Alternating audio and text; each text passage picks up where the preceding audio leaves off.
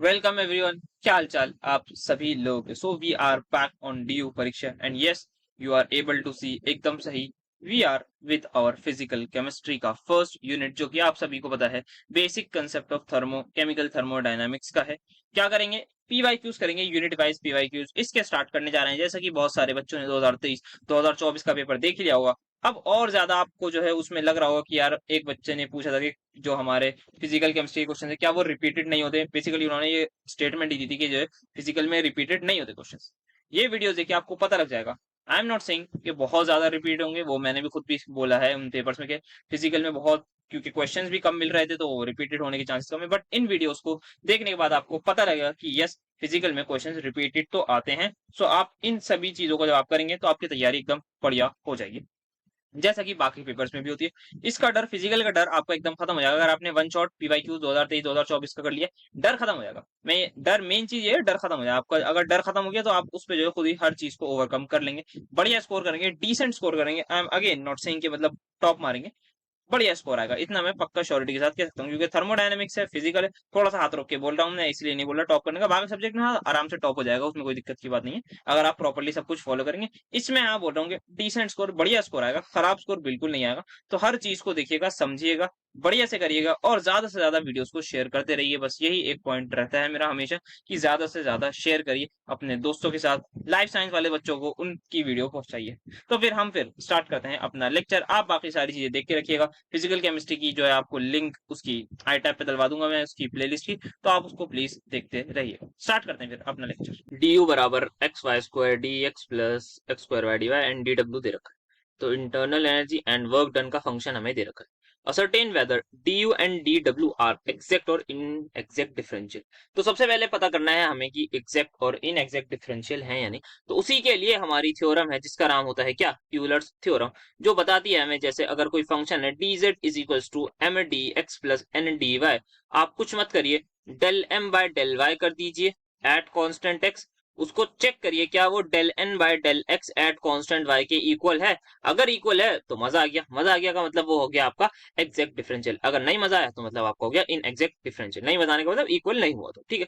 तो आइए चेक करते हैं यहाँ पर। तो सबसे पहले डी यू का हमें दे रखा है, वैसे तो हमें पता है क्या एग्जैक्ट है क्या इन एग्जैक्ट है, but we have to prove mathematically, तभी मतलब है। वरना तो लिखने का तो कोई भी कुछ भी लिखते हैं कि हाँ है भाई, नहीं है ये तो हमें पता है, हमें पता है। वो कहेंगे भाई कैसे पता है आपको कि नहीं हमें पता है। साइंटिस्ट हो? नहीं साइंटिस्ट नहीं है, स्टूडेंट ही हो। तो भाई बताओ कैसे हो स्टूडेंट का मतलब, साइंटिस्ट लोग कोई बोलेंगे हाँ पता है हमें, हमें पता है सब कुछ, तो साइंटिस्ट तो मान लेंगे उसकी बात, पर स्टूडेंट की बात थोड़ी मानेंगे। उससे कहेंगे बेटा प्रूफ करो आप, चलो एग्जाम में बेटा, तो स्टूडेंट करेगा प्रूफ।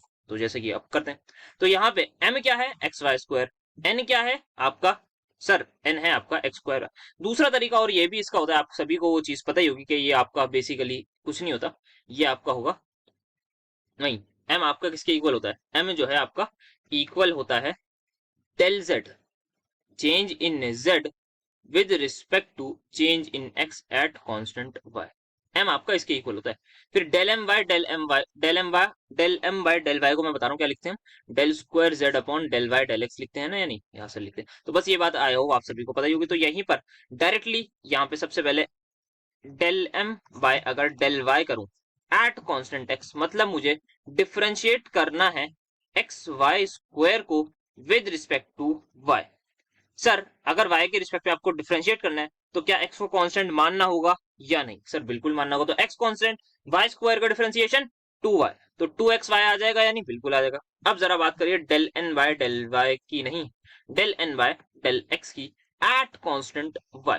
तो n क्या है हमारे पास, x स्क्वायर y, तो आपको डिफरेंशिएट करना है x स्क्वायर y को with respect to x by assuming y as a constant. तो अगर y कांस्टेंट है तो x स्क्वायर का डिफरेंशिएशन 2x, तो क्या ये भी 2xy आ गया, यानी from equation 1 and 2 can I say del square u upon del x del y बराबर del square u upon del y del x। बोलिए यस और नो। यस सर बिल्कुल बोल सकते हैं। तो अगर ऐसा है तो इंटरनल एनर्जी ये क्या हो गई, एक एग्जैक्ट डिफरेंशियल हो गई, because it is completely following the Euler's rule या यूलर्स थ्योरम। ठीक है यस सर। अब बात करें जरा वर्क डन की, क्या लिख रहा हूँ, एग्जैक्ट डिफरेंशियल लिखना है ना, ठीक है। अब बात करें जरा वर्क डन की। तो वर्क डन दे रखा है डी डब्ल्यू बराबर sine Y D X plus sine X D Y. ये साइन, लेट मी जस्ट, ये होगा साइन एक्स डी वाई। तो साइन वाई डी एक्स और साइन एक्स डी वाई, ठीक है। अब क्या करना है यहाँ पर, नाउ यू हैव टू क्या करना है सर, वही करना है आपको, क्या बोलते हैं डिफरेंशिएट, तो वही करिए del M by del Y, मतलब आपको del M by del Y at constant X, मतलब साइन वाई को डिफरेंशिएट मारिए with respect to Y. Sir sine X का डिफरेंशिएशन होता है क्या, कॉस एक्स, तो ये हो जाएगा कॉस वाई। सिमिलरली आप del N by del X at constant Y को जैसे ही मारेंगे डिफरेंशिएट, मतलब आपको साइन एक्स को डिफरेंशिएट करना है, जो क्या हो जाएगा कॉस एक्स। क्या साइन एक्स और कॉस एक्स बराबर होंगे, नो सर, साइन और कॉस, सॉरी कॉस एक्स और कॉस वाई बराबर होंगे, नो सर, एक्स अलग है वाई अलग है। अगर एक्स बराबर वाई होता तब हम बोलते, बट ऐसा कोई बात नहीं है, एक्स अलग है वाई अलग है, तो ये दोनों क्या है, इक्वल नहीं है, तो hence work done is my in exact differential. बोलिए समझ आया, यस और नो? बहुत आराम से समझ में आ गया। हाँ, इसको थोड़ा सा और वो लिखूं तो वही लिख दिएगा यार कि यहाँ पे आपका जो del square W by del X del Y है वो आपका इक्वल नहीं है del square W upon del Y del X के। सिंपल सा आप इसको प्रूफ कर दीजिएगा, बहुत आसान है, बेसिक कंसेप्ट वाला। अगर आप लेक्चर देखे हैं 30 मिनट का आई थिंक था, वो बहुत छोटा सा था, उसी से ये आपका पूरा सवाल हो जाएगा हल, उस छोटे से लेक्चर से। तो क्या हमने बता दिया सर, बिल्कुल बता दिया, तो 3 नंबर में ये चीज आई थी, तो हाँ ठीक है। देन आपको बताना है for each differential that is exact, मतलब जो एक्जेक्ट डिफरेंशियल है, कौन है exact differential sir, internal energy, ठीक है।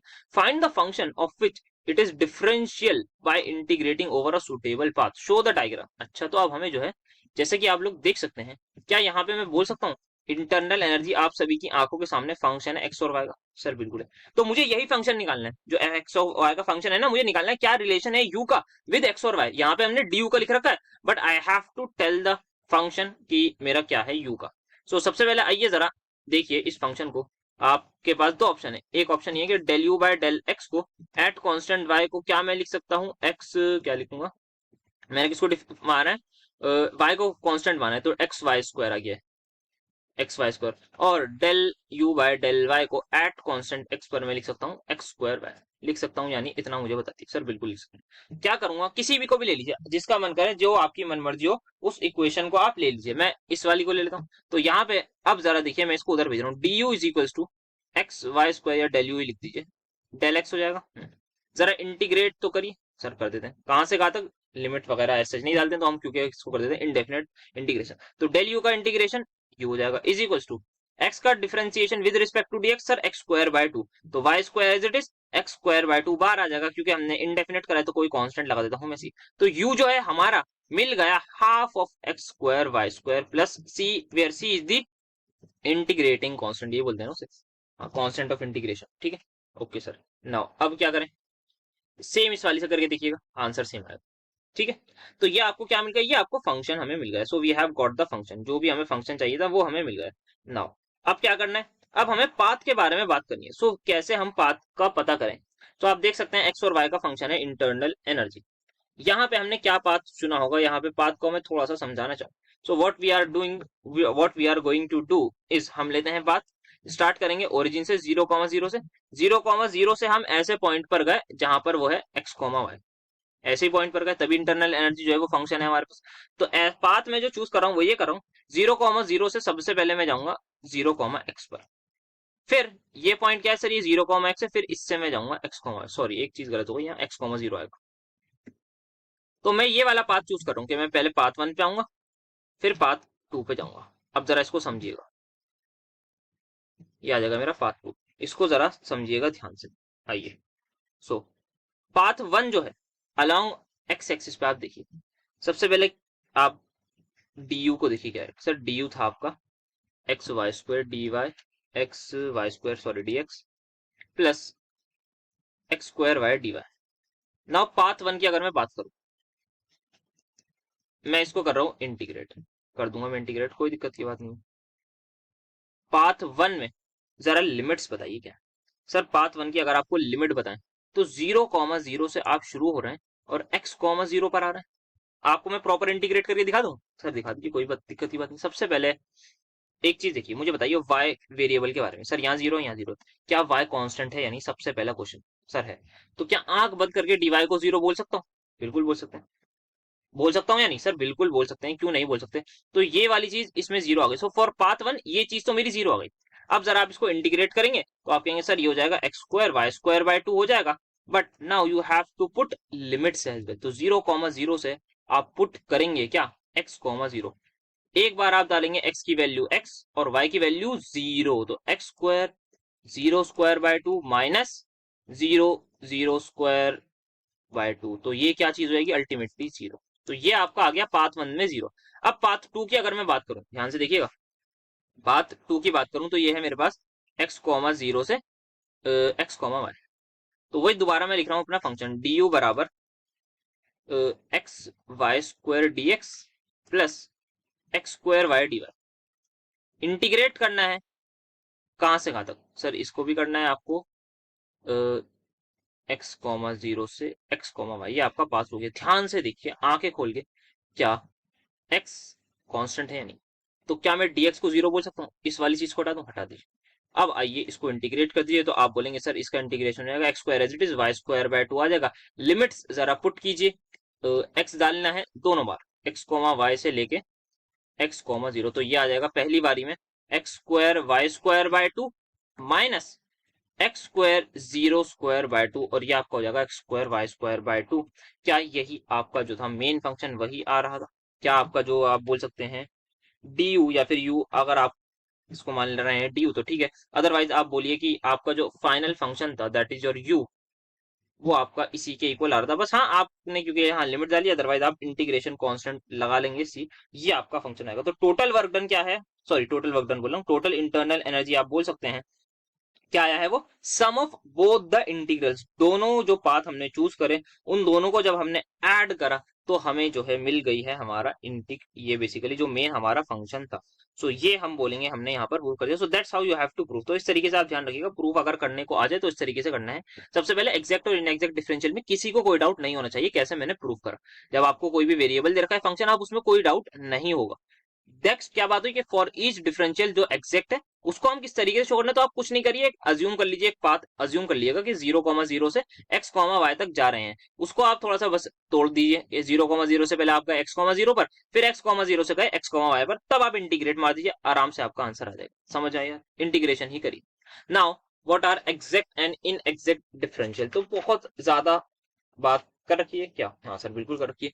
एग्जैक्ट डिफरेंशियल के बारे में हमने बात करी थी अभी अभी, वैसे पीछे भी करी कि साइक्लिक इंटीग्रल उसका जीरो होता है, या फिर साइक्लिक इंटीग्रल ऑफ डीजेड को अगर मैं ए से बी जाऊं तो उसको मैं लिख सकता हूं साइक्लिक बी से ए, सॉरी अगर मैं आपका ये करूं, हाँ अगर मैं इस चीज को मैं जीरो लिख सकता हूँ कि मतलब अगर मैं पहले ए से बी गया फिर दोबारा बी से आ गया तो वो चीज क्या हो गई जीरो, क्योंकि क्या होते हैं एग्जैक्ट डिफरेंशियल हमारे स्टेट फंक्शन जो पाथ पर डिपेंड नहीं करते, ये यूलर्स थ्योरम फॉलो करते हैं। ये सारी छोटी छोटी चीजें हैं जो लेक्चर में बहुत ज्यादा डिस्कस करी गई हैं। ये एग्जैक्ट डिफरेंशियल हो गया। फिर इनएग्जैक्ट डिफरेंशियल इसी का उल्टा बोल दीजिए कि पाथ फंक्शन होते हैं वो हमारे पास यूलर्स थ्योरम को फॉलो नहीं करते, और उसको हम बेसिकली डेल ए बी को एक तो अच्छा इसको अगर आपका डी जेड को आप इंटीग्रेट कर रहे हैं z1 से z2 तक, तब आप इसको लिख सकते हैं z2 माइनस z1।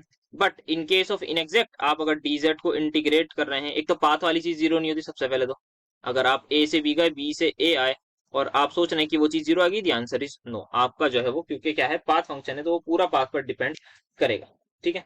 दूसरी चीज आप इसको नहीं बोल सकते कि डी जेड आपका z1 से z2 गए तब आपको इक्वल नहीं मिलेगा z2 माइनस z1। थोड़ा थोड़ा आपको चीजें समझ में आ रही होंगी, बाकी जिन्होंने लेक्चर देखा है उनको ज्यादा आ ही रही होंगी क्योंकि उसमें और डिटेल में हमने बात करी। अब शो करना है डीडब्ल्यूज एंड इनएग्जैक्ट डिफरेंशियल। जैसा कि बताया था कि यार पहले जो है 2023-24 का पेपर सॉल्व कर दिया गया है। सो आई थिंक 2023 के पेपर में सेम सवाल आया था डीडब्ल्यू को एग्जैक्ट डिफरेंशियल इनएग्जैक्ट डिफरेंशियल प्रूव करने के लिए, तो वही हमने कर रखा था। क्या हमने करा था? सबसे पहले वर्क डन का फॉर्मूला सभी को पता है, माइनस डी डब्ल्यू बराबर पीडीवी होता है, सभी को पता है।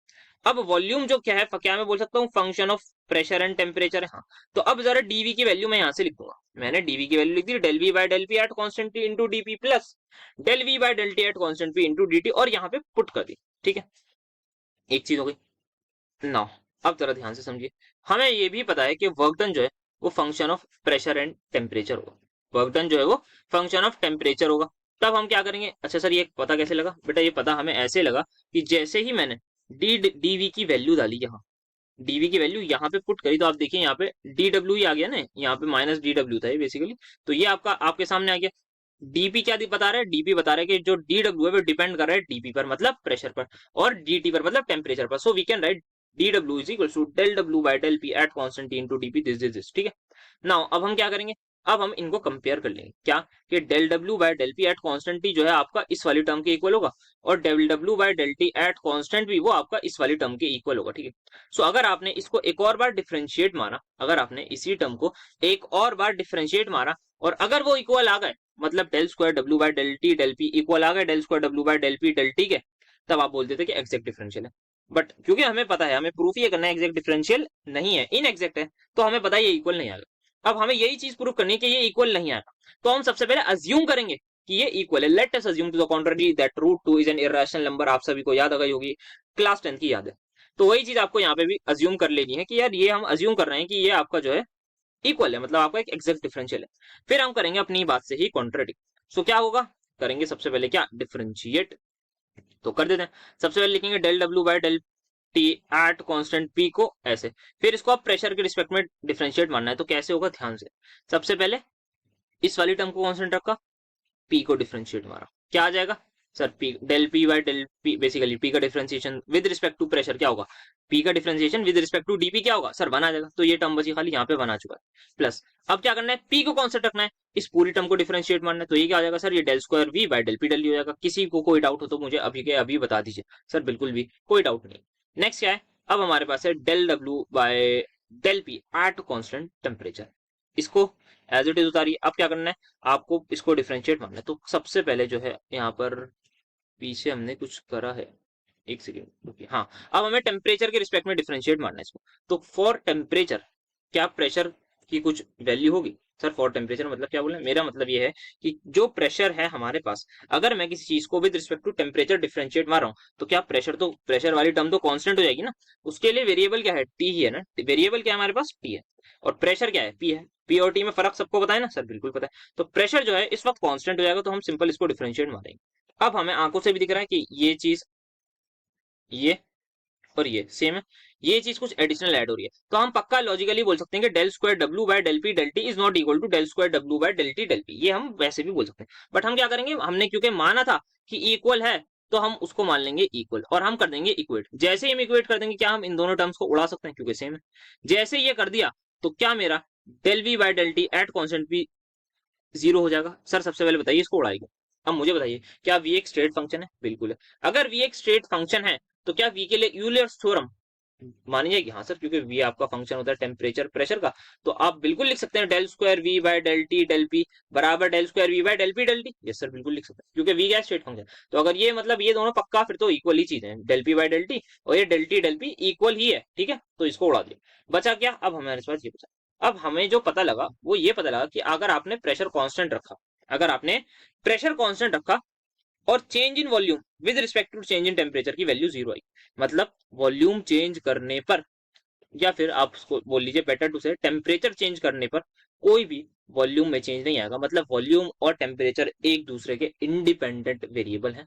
ये चीज, ये बात कह रही है जो कि हम सभी को पता है, चार्ल्स लॉ बता के गए हैं हमें क्लास 11 में स्टेट्स ऑफ मैटर में, कि यार कांस्टेंट प्रेशर जब भी होता है, वॉल्यूम डायरेक्टली प्रोपोर्शनल होगी टेम्परेचर पे, एज वेल एज मतलब मास भी अगर हम फिक्स कर लें, मास ऑफ गैस जो फिक्स कर लिया, तो वो डायरेक्टली प्रोपोर्शनल होगा। PV is equals to NRT से भी हम यही चीज बोल सकते हैं। तो P is equals to, P is directly proportional to के T, whereas del we by del T at constant P zero के इक्वल नहीं हो सकता। तो अगर ये चीज जीरो के इक्वल नहीं है, मान लीजिए इसकी कुछ वैल्यू आ रही है 50, क्या इसकी भी 50 होगी, हाँ, क्योंकि सेम है। Del we by del T इसकी कुछ वैल्यू है के हो सकता है वो 10 हो, 20 हो, 5 हो, कुछ भी हो सकती है। 50 प्लस 10 हो सकता है माइनस में भी हो। 50 में कुछ ऐड करूं या कुछ सब्ट्रैक्ट करूं, कुछ भी करूं, क्या वो 50 के इक्वल आ सकते हैं, नहीं आ सकते। तो इसी वजह से ये दोनों चीजें इक्वल नहीं है। तो मतलब हमारी जो कॉन्ट्रडिक्शन थी वो क्या थी, रॉन्ग थी। Hence dw is an inexact differential। समझ आया, बोलिए यस और नो। तो हम बोलेंगे आवर assumption was wrong, और हमने गलत अज्यूम करा, तो इसी वजह से हम यहाँ पर इस मकाम पर पहुंचे, और अपनी बात को ही हम माफी मांगते हुए बोल रहे हैं कि हमने गलत सोचा। कि अब हम बोलेंगे कि yes, dw is not an exact differential and hence w is not a straight function, it is a path function। I hope अच्छे से समझ में आया होगा ये सब। प्रेशर बराबर function of volume and temperature, volume बराबर function of pressure and temperature, derive the following cyclic rule. तो साइक्लिक रूल की डेरिवेशन जो थ्योरी में नहीं करती, एक बच्चे ने कमेंट में भी बोला था कि आपने थ्योरी में, शायद आई थिंक बोला था, किसी ने कमेंट में नहीं कर पाई, तो यहाँ पे कर लेते हैं। मैंने उससे ये बोला था कि यार सवालों में देख लेंगे, अगर मतलब कोई चीज छूट गई तो वही मेन चीज है, कि मतलब कुछ चीज छूट गई तो वो यहाँ कवर हो जाएगी, बची कुछ पूरी कसर जो है वो पूरी हो जाती है अगर आप सवालों वाली वीडियोस और वन शॉट देख के आते हैं, तो उस कसर वो पूरा करते हैं इस सवाल के साथ। तो प्रेशर आपको दे रखा है फंक्शन ऑफ वॉल्यूम टेम्परेचर, आंख बंद करके लिखिए डीपी बराबर डेल पी बाय क्या आएगा बताइए, del we at constant T into D V, सही बोल रहा हूँ, प्लस डेल पी बाय दूसरी चीज, डेल फंक्शन टेम्परेचर है ना, हाँ, तो del T at constant V into D T. Similarly you can also say DV के बारे में, डीवी बराबर del P by del we at constant T into DV. थोड़ा सा गलत लिख दिया मैं यहाँ पे, फंक्शन ऑफ आपको डेल वी बाय वो कर लेना है, क्या करवा रहा हूँ, del we by del P at constant T into D P plus del we by del T at constant P into D T. किसी भी बच्चे को इसमें तो कोई डाउट बिल्कुल भी नहीं होना चाहिए, पक्का। चले आगे, क्या चलना है, डीवी की वैल्यू पुट कर दिया डीपी में, डीवी की वैल्यू पुट कर दीजिए डीपी में, उठा के कर देते हैं, और इसको फिर अंदर मल्टीप्लाई कर लीजिएगा। जरा ध्यान से देखिए, यहीं पे करूं, इसकी जगह आप क्या लिखेंगे, ये प्लस ये आ जाएगा पूरा ब्रैकेट में डीवी की जगह। अब आपको मतलब del P by del we at constant T को मल्टीप्लाई करना है किससे, इससे, फिर इससे, समझ में आ रही बात। Del P by del we at constant T को आपको मल्टीप्लाई करना है del we by del P at constant T into DP से, प्लस में फिर del P by del we at constant T into del we by del T at constant P into D T से। Directly लिख दूं, sir लिख दीजिए, मतलब इतने तो समझदार हैं। तो यहाँ पे आप क्या कर रहे हैं, डीपी बराबर, डीपी बराबर, आपने कुछ नहीं करा, आपने सिंपल कर दिया है मल्टीप्लाई। क्या आएगा यहाँ पर, सर यहाँ पर आएगा, एक तो इसको मैं एज इट इज लिख दूं, इसको मैं एज इट इज लिख देता हूँ, तो del P by del T at constant V into D T plus, अब हम कर रहे हैं मल्टीप्लाई, तो सबसे पहले आपका आ जाएगा del P by del we at constant t, इसको मल्टीप्लाई कीजिए इस वाली से, तो ये आपका हो जाएगा del we by del P at constant T into D P plus का del P by del we at constant T into del we by del T at constant p into D. T वालों को एक तरफ, P वालों को एक तरफ, DP को इधर भेज दीजिए और कॉमन ले लीजिए। डीपी आ गया बाहर, ये डीपी आ गया तो वन माइनस, यहां से ये डीपी आ गया तो ये बचा del P by del we at constant T into del we by del P at constant T. समझ आया, बोलिए ये सुनो, ये सर आ गया। अब डीटी को कॉमन ले लीजिए इधर से, ले लिया सर, क्या बचेगा, ये del P by del T at constant V plus del P by del we at constant T into del we by del T at constant P. I don't think इसमें किसी को भी कोई डाउट होगा, simple maths है, कोई यहाँ पे कॉम्प्लेक्स कैलकुलस नहीं लगाई गई है। Now what you have to do is simply TP को लिख दीजिए जीरो के इक्वल, खत्म। जैसे ही आप एट कांस्टेंट प्रेशर की कंडीशन लगाएंगे, क्या ये पूरी चीज जीरो हो गई, सर हो गई, ये जीरो, और ये dt मल्टीप्लाई हो रहे हैं, dt यहाँ डिवाइड आके, जीरो से कोई भी चीज डिवाइड होगी तो वो क्या हो जाएगी, जीरो। बचेगा आपके पास आंखों के सामने आपकी सिर्फ और सिर्फ ये del P by del T at constant v plus this equal to zero, और मैं इसको उधर भेज देता हूँ नेगेटिव का साइन लगा के, minus of del P by del we at constant t into del we by del T at constant p। समझ आया, बोलिए यस और नो। सर आ गया है, बहुत अच्छे से समझ, किसी को भी कोई डाउट नहीं होगा। क्या करिए, क्रॉस मल्टीप्लाई कर लीजिए, इसको इधर ले आइए, v ये आ जाएगा क्या, डेल वी बाय, आप बेसिकली पहले डिनोमिनेटर में लेके जाएंगे, फिर आप रेसिप्रोकल कर देंगे, तो एट द एंड जो आपका बचेगा वो सिर्फ और सिर्फ यही बचेगा कि डेल पी बाय, आपको अच्छा प्रूफ क्या करना है एक बार देख लूंगा, वीपीटी, तो पी बाई टी चाहिए ना, हाँ तो पी बाई टी है, देख लीजिए आप, del P by del T at constant V, ये ऊपर आ जाएगा, रेसिप्रोकल हो जाएगा, del we by del P at constant T, ये इधर आ जाएगा, तो ये बन जाएगा del T by del we at constant P is equals to minus one, खत्म। क्या ये चीज सभी को समझ में आई, बहुत आसानी से सिंपल करा है। डीपी को लिखा, डीवी को लिखा, डीवी को पुट करा, डीपी और डीटी को एक तरफ करा, डीपी को जीरो कर दिया, खत्म।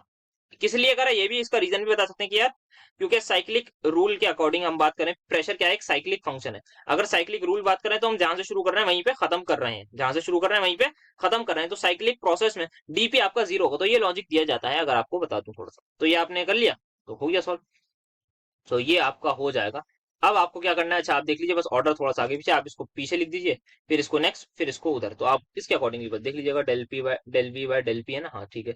फिर आपको क्या लिखना है, टी बाय वी, ठीक है ठीक है, तो सारी चीजें हमारी यहाँ पर आसानी से लिखी हुई है, बस आपको प्लस वन करना है। Now you have to prove की जो है पीवी बराबर एनआरटी में वैल्यू पुट करनी है। तो यहाँ पर देख लीजिए आपकी बुक में कैसे हुआ है, सेम तरीके से कुछ ना कुछ हुआ है कि आपको सबसे पहले डी यू दे रखा है, डी आप अगर कोई फंक्शन है यू एक्स और वाई का, तो आप यू एक्स और वाई लिखेंगे, जैसे आपका यहाँ पे दे रखा था, प्रेशर दे रखा था ना, बस प्रेशर को आप यू मान लीजिए और वॉल्यूम को आप एक्स मान लीजिए। सेम तरीके से आप देख सकते हैं यहाँ पे सब कुछ सेम करा है आपकी के एल कपूर नामक बुक ने। फिर यहीं पे इन्होंने एक तरफ ले आए, फिर आप एट द एंड डीएफ को जीरो करा और आपका सब कुछ इधर आ गया, एंड देन इस तरीके से लिखा है इसको डिवाइड की फॉर्म में, फिर आपने एट द एंड इसको रेसिप्रोकल कर दिया और plus one equal to zero. Now अब आपको जो प्रूफ करना था वो ये करना था। इसको प्रूफ करने का अच्छा एक और तरीका भी दे रखा है, वो ये कि आप सिंपल मान लीजिए प्रेशर वॉल्यूम का फंक्शन है और टेम्परेचर का जो होता ही है, और वॉल्यूम, क्योंकि अगर हमें वॉल्यूम का जिक्र नहीं किया होता तब हम डायरेक्टली ये करते, बट क्योंकि इन्होंने बोला है कि यार ये इसका फंक्शन है और वॉल्यूम प्रेशर और टेम्परेचर का, तो हमें दोनों इक्वेशन लगानी पड़ेगी। Otherwise we can do like this as well कि साइक्लिक प्रोसेस है, डीपी को आपने जीरो मान लिया, डीपी को जीरो मान लिया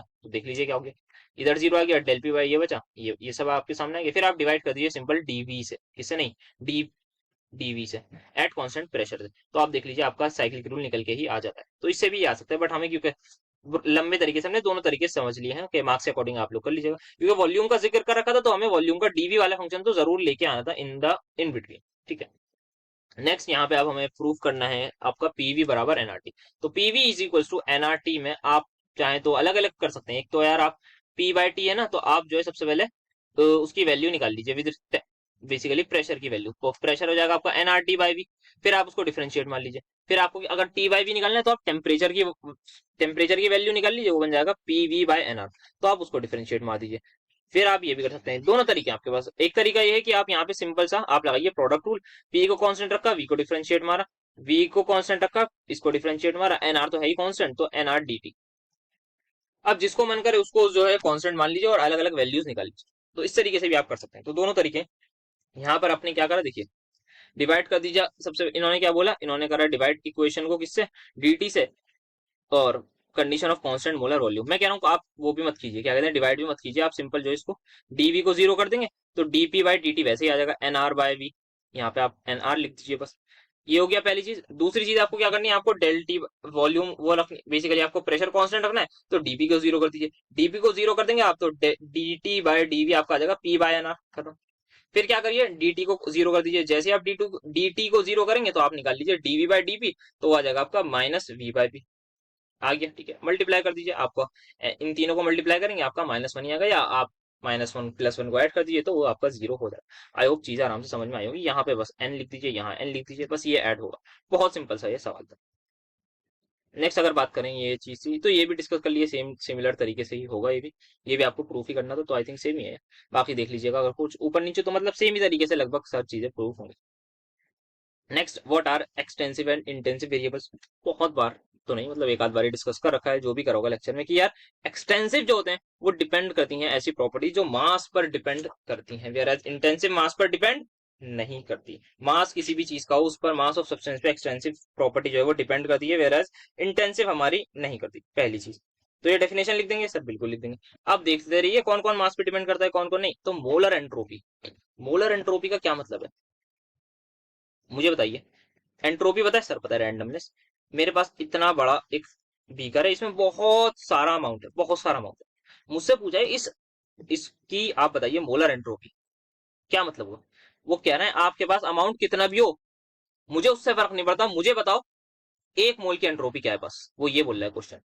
तो मोलर एंट्रोपी क्या है, सिर्फ एक मोल से मतलब है, अमाउंट कितना भी हो हमें कोई मतलब नहीं, बाहर में जाए आपके पास 500 मोल हो, नहीं, एक मोल की एंट्रोपी बताइए। क्या एक मोल की एंट्रोपी कभी वेरी कर सकती है, मतलब एक मोल की एंट्रोपी समझ रहे हैं ना आप।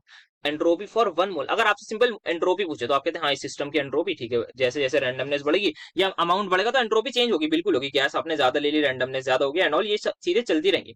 बट क्या मोलर एंट्रोपी में होगा, नहीं, तो ये आपकी हो जाती है इंटेंसिव। एंथैल्पी के बारे में क्या कहना है सर, एंथैल्पी में क्योंकि यहाँ पे इन्होंने एक तो अगर ये पर मोल बोल देते तो हम बोल देता कि हाँ एक मोल की बात हो रही है, बट इन्होंने पर मोल नहीं बोला, तो यहाँ पे आपका जो है क्या आएगा, ये टोटल हीट को ही हम मानेंगे, तो ये आपकी हो गई एक्सटेंसिव।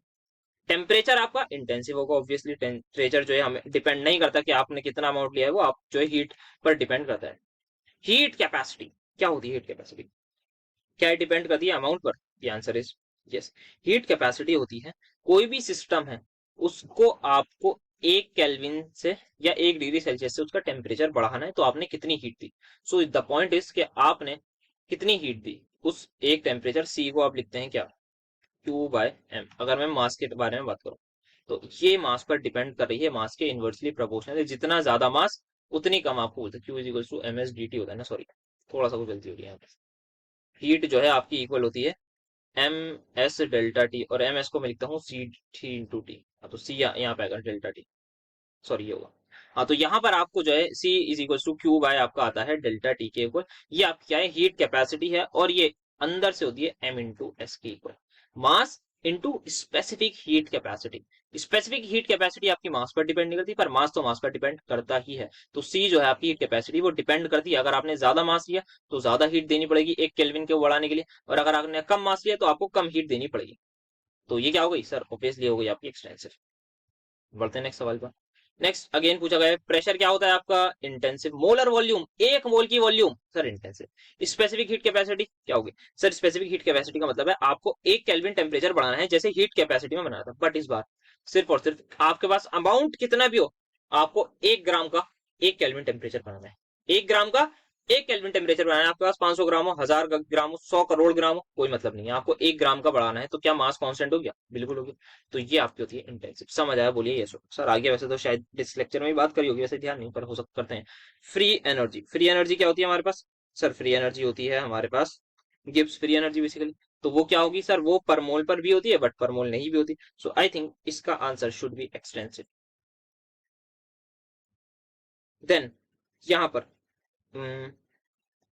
बॉइलिंग पॉइंट की अगर बात करें तो क्या होता है सर, बॉइलिंग पॉइंट आप वाटर का कुछ भी कर लीजिए, आप एक 100 ml वाटर लिए, 200 ml लीजिए, सबका 100 डिग्री सेल्सियस ही होगा, तो ये मास पर डिपेंड नहीं करेगा। So this will be your intensive. क्या ये चीजें समझ में आ रही है सर, बिल्कुल आ रही है। अब elevation in boiling point, elevation in boiling point किस पर डिपेंड करता है, ये डिपेंड करता है delta T F is equals to K F into molality पर।